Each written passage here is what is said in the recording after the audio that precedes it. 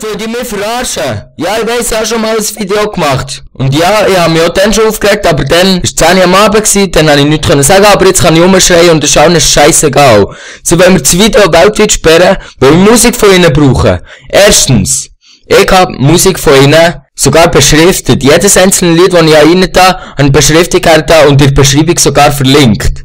Ich mache keinen Profit daraus. Absolut nichts. Genau gar nichts. Und sie tun es trotzdem sperren. Ich habe vielleicht 13 Sekunden pro Video oder so.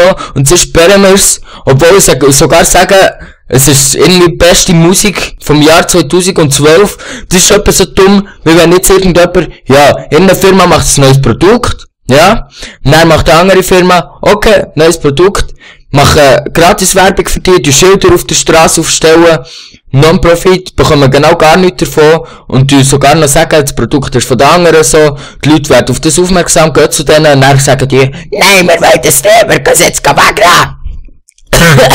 Ja, mein Hals. Ah, genau so tönen die etwa.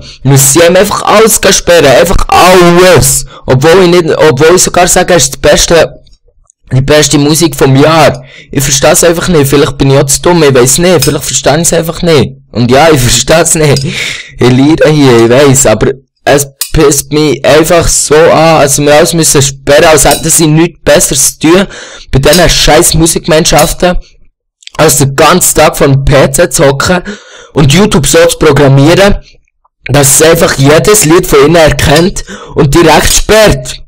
Mann, meine Stimme ist schon wieder am Abkacken. Scheißegal, ich bin schon lange nicht mehr so aggro gewesen, wegen so etwas. Ist zwar etwas Kleines, aber immer das Copyright-Scheiß, wenn man sogar verlinkt und alle Rechte bei den anderen lässt, aber nein, sie müssen es sperren.